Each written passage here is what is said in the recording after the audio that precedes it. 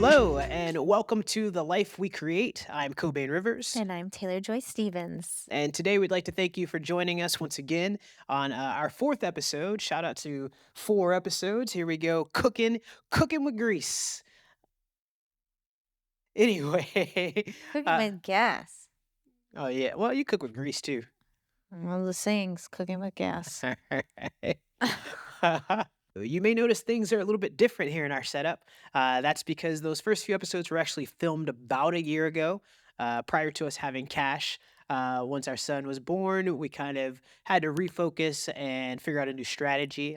So Mhm. here we are, built a new space at home until we can, figure out another space. But right now, while we're taking care of him, it makes sense to do it when we can, where we can. Mhm. Mhm. And it is very fitting for today's episode. This is very much a work in progress setup, and we chose to move through it and not let perfectionism hold us back. This episode is perfectionism in creativity. What actually is perfectionism? Perfectionism is an exceedingly high standard and overly self critical uh, behavior toward yourself. Mm, Yeah. mm. How And does that others. oh, Affects others too. oh, yeah, okay. Yeah. How does that show up for you? It shows up for me in my life in that I'm always questioning if I'm doing enough. And, control is really a part of perfectionism too. So it's like I try to control as much as I can with like my productivity and what I can do and how I can do it. And it gets to be a bit much. Mm. It burns me out. When you say how you can do it, what is it what do you like Like any the standard that I have in my head. oh, I understand that. Yeah. I think I hold myself, when it comes to me, I also hold myself to such a high standard Mhm. when like I think about the outcome of whatever I'm creating. Yeah. There is such a high value that I place on it. It's that exceedingly high standards part. Mhm. Yeah. And that control part I really identified with because there is so much wanting to make sure every aspect turns out the way that I see it in my Mhm. mind. Mhm. And when something or when you reach like a roadblock and it doesn't, when you reach a roadblock and you realize you're not going to be able to either do it the exact way that you want, it's like, well, shit, do I continue going or do I just move on to something else? Well, mine really starts when I start a lot of the times. Like, I don't even get to the roadblock part. It's like before, like, the key goes into the ignition, it's like, "Oh, I don't know if it's gonna turn out the way you have it in your head, so just lob it on back there with all your other ideas." Oh wow. Okay. Yeah. That's pretty early on in the process that you're Mhm. stopping yourself. All It's right. part of that all or nothing part of perfectionism. Yeah. I can say that for me, I get going, but it's a never ending journey. I'm on an endless road trip. So I'm in the car, I'm driving, I Mm. get to a stop and I'm like, is this the destination? No, no, no. I think I'm gonna keep going. I'm gonna keep moving on. And then I've been driving for a month Driving in circles. now. Just driving around the block till I get back. So yeah, it's less of not starting and more of not finishing on my Mm. end. Mm. Yeah. It's that artist that always thinks that the art is never done. Like, Mhm. there's always more to, like, add to the art. Mhm. But, like, at some point, you have to be like, you know, Yeah, that's what "Time to folks move say. on." There's an artist that I identify with so much, and I feel like I've mentioned this artist before if I haven't, and then people who know me know I have. So Kanye West, like in 2016, when he was working on the life of Pablo, he decided to start calling his albums living pieces of art or living artwork, Mm. because he wanted to be able to keep updating it. To me, that was a clear cut image of perfectionism because like even when it's out, he's like, Yeah. I want to re-listen and I'm going to rework on things. There's like a song Wolves that he like kept re-uploading and re-uploading because he kept changing things. He'd add an artist, change an artist. There's so many things, and this is like months after the album's even done and out. And so that's kind of me, except for at least he put it out.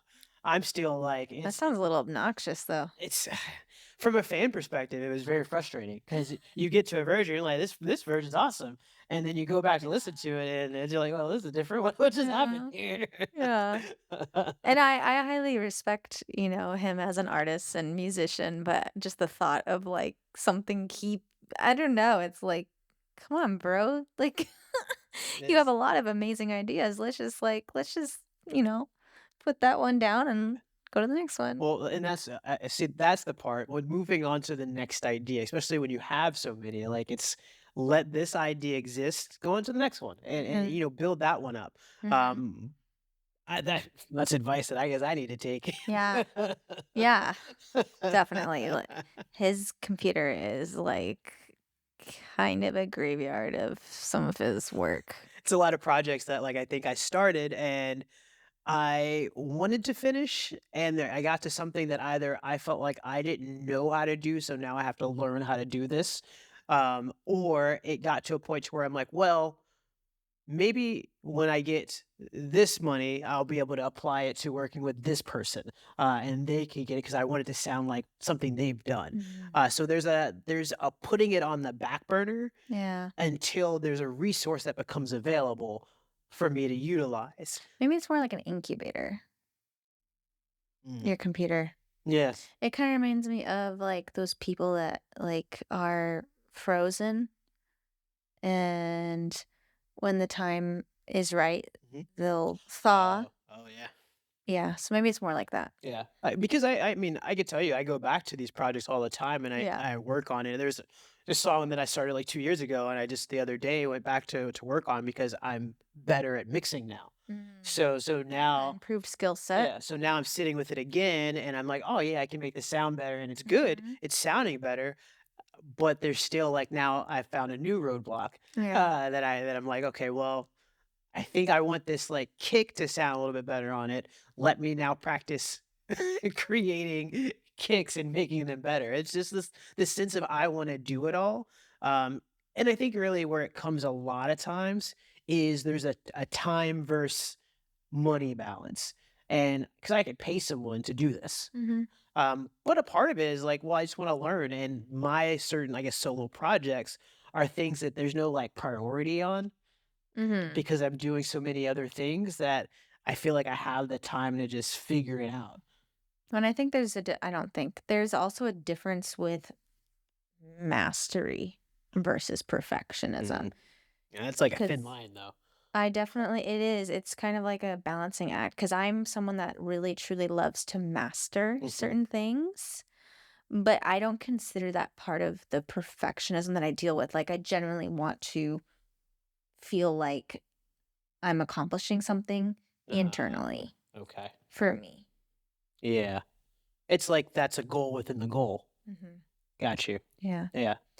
That's Um, actually, I mean, I think whatever your end goal is, it's not so bad. I mean, unless your unless your goal is to put out content, then it definitely probably causes some issues. yes, well, that it was one of my issues. Mm. For a long time, I was not doing content because of, I was dealing a lot with, like, fear of judgment for a while. Mm. I was dealing with it not looking the way I envisioned it, Got or you. not having the budget for what I wanted to do. But I don't think that allows you to be creative in your solution, because there's so many people all the time that talk about the potential that they see in someone with what they did with what they had, Yeah. and that makes them want to give them money to, like, go bigger. So Yeah. there's value in that. Well, and to your point there, there's also the thought process of, while you're trying to get better, if you're working on more things, putting more things out, you're allowing yourself the ability to grow from those things. Mhm. There's this the other day I was watching some videos just around YouTube content, and one of the videos, the guy starts off with talking about this experiment that was done not too long ago, where they put two separate groups of people into a room to make these clay pots, Mhm. And one section of people, they said, you just focus on making the one perfect clay pot. And that's all you do. You work on this one clay pot and you perfect it. And the other group, they said, you make as many clay pots as possible. Just keep cranking out clay pots. At the end of the experiment, they look at them and say, okay, let's see what the best clay pot is. And while you would think it's the group that spent all the time trying to make the perfect one, it actually was the other group because they got so good at making pots from doing so many. They had just been Mhm. cranking them out. By the time they got to one of the last ones, they had really perfected the art of pot making. Yeah. And the first group spent so long trying to figure it out, they never actually perfected anything. Mhm. They just kind of got stuck and created a sort of half they created a pot that was good, but it wasn't like perfect. Mhm. So that always kind of reminds me of sometimes there is this quantity over quality thing because the quantity allows your quality to improve. Yeah. I literally saw something that, demonstrated this just before this, recording now, and it was, talking about how masters have more failures Mm, than beginners. And just like the visual that, this artist did was really cool. yeah. I think what let's link the artist, let's tag them because they have really great visuals for creatives and, like, working through your creative process. Right, right. Yeah, a lot Yeah, of cool inspiration, but that's what reminded me of that. It's like, yeah, yeah. keep, like, throwing your darts at the target because practice makes progress. I actually like that. Ooh, practice makes progress. I like that. I Mhm. like that better than the concept of practice makes perfect Mhm. because perfect doesn't exist. Does not So exist. practice makes progress. I like that. Um, and I love the mastery has more failures. You know, I think in perfectionism, there's this fear of failure, Mhm. and you're trying so hard to make something so great because you're concerned with failing at it. Um, but then you've run into all these roadblocks we talk about. Mhm. Whereas if you can be comfortable with failing, that's how you reach that mastery. That's how you start to develop the skills to feel like you're actually creating at the level you want to be creating at. Mhm. And so that's kind of where like my focus is right now for my stuff is more so let's work to fail.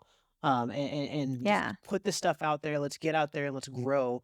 And eventually I'm gonna get to my perspective, my viewpoint of like, oh wow, I made this, like, and I'm very happy that I made it. Or I'm working with other people that are now what I was saying earlier, where I'm trying to compare myself to these people that are, you know, the best of the best in the field. Now I'm working with these people because I continue to do what you were saying earlier, showcase my potential, showcase how I'm getting better, showcase my content improving, and how here we are. These people are now in my circle. Yeah. Becoming friends with failure and, failing up. Yeah. Leslie Odom hmm talks about that Mm. in his book. That was really good. Yeah, I don't know. Failing means you're making progress. So, and who's like, I don't know, who's also to define failure? I think there's very like certain things that can define it, like Yeah. you're fired, but like I think there's a lot of gray area with that, and Mhm. like maybe you're just learning. Yeah. A lot of times we are the ones that are creating the failure for ourselves. And Hmm. so a lot of times that actual failure doesn't really exist. Yeah. It's just, you know, because I can't tell you how many times I felt that way, and I put something out, and there's somebody that like, man, this is really good. You made this, or like there's like a response. I'm just like, wait, where? Oh, all right. Oh, cool, cool. Pat myself on the back. Yeah. What you don't know is I was beating myself up all last week. Yeah. um, You have to get out of your own head. Oh, yeah, yeah, yeah. Well, there was you were telling me earlier today this, because you know, sometimes I think we also don't recognize how many people deal with perfectionism and how many Mhm. people that we like watch regularly or we look up to that are dealing with it. You were telling me earlier Mhm. today about something Emma Stone said. Yeah. Emma Stone was just saying she was interviewed by CBS Sunday morning, and she was just talking about how she never feels like she's getting it right. Um, like it's just always something in her head. Like it's not. She's not like, oh, that was a great take is like, is that right? Like, she never knows. So to just know, that she questions her work like the rest of us, I don't know, I, like, humanized her a lot. Yeah, yeah. And she also just called it out, like, creatives deal with perfectionism, and, like, that's what she deals with Mhm. on every set, basically. Yeah, yeah. Yeah, Well, it's always it's in her mind. like, as creatives, I think what we're doing there's a phrase you said, the other day that I love so much. We're constantly pushing for excellence, and it is this, again, the thought process that we have in our head or the vision that we have in our head where we see something and that's what we're going for, and Mhm. so we're always pushing for that, but you gotta know when to pull the trigger, and not just kinda sit Yeah. on the journey to excellence. You gotta learn how to participate in it, I guess. That's really what it Mhm. is, because so much of that excellence comes from outside perspective, outside well, it comes from getting out of your own head. Mhm. Yeah, and that's something that, I actively do to, like, overcome my moments of perfectionism, Mm, are things to get out of my head and, like, to help free up my mind and, like, get me into, like, flow and to not be so hyper focused on, like, any sort of result or, like, end outcome yeah. more so. And something that really taught me how to do that for myself is the artist way. Mm. So yeah, there's just a few concepts and exercises that, like, I really took from doing that. What is the artist way? Just for anybody that may not know.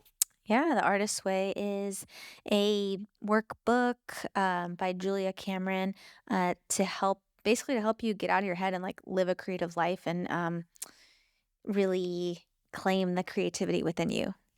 Is this something like that is for, like, working creatives, or is it something that, like, literally anyone can pick up? Anyone, Oh, fantastic, yeah. like what we say, like if you're human, you're creative. Mm, So if you're trying to enrich your life, feel more fulfilled, or if you are creative in like an artistic field and like feel like you're blocked, yeah.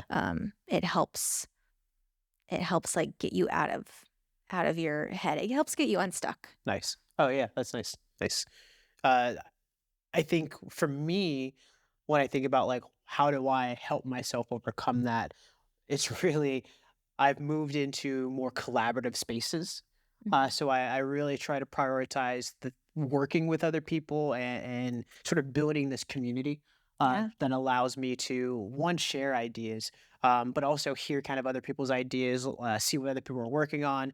I think in music, I'm a part of a group called It's Talent Night, and my partner Zach, it's funny, a lot of times I'll kinda send him random, like, things I've produced or that I'm working on, just to kinda get an outside perspective, Mhm. and I think what's allowed that is feeling safe in that space, Yeah.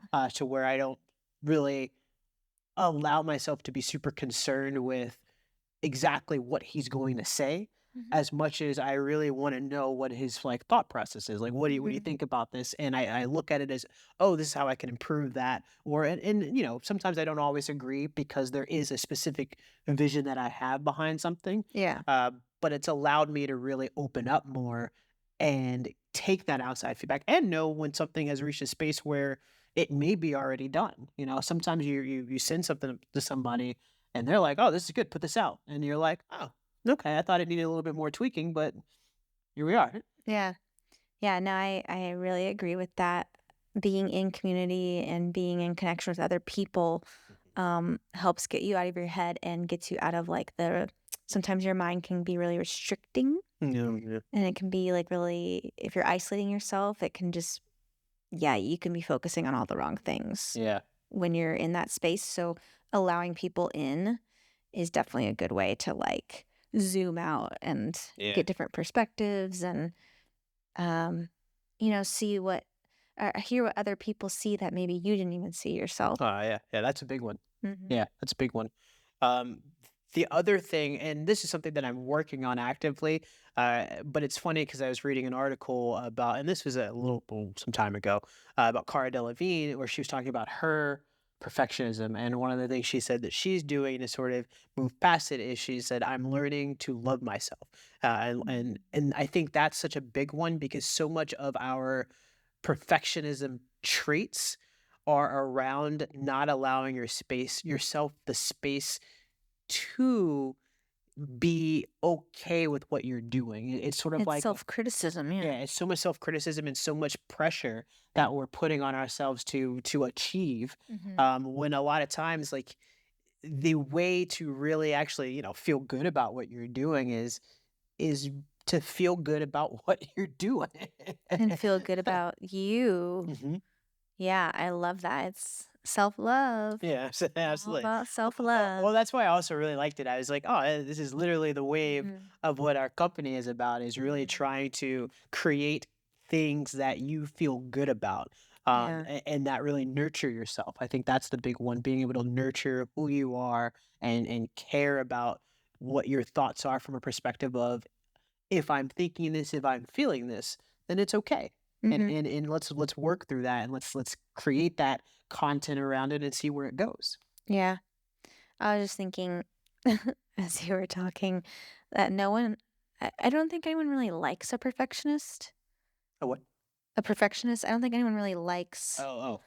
a perfectionist Yeah, it's tough. because especially, like, when you're working with a Yeah, perfectionist, yeah. like, to feel that rigidity and, like, constriction and, like, control and, like, Mhm. micromanage, like, that's not fun, like, that's not a good experience for anyone, and no one should be put through that, and, like, I don't know, like, loosen up. I'm speaking to myself too, like, with this, like, loosen up and let things flow because we do need, like, diversity and thought Mhm.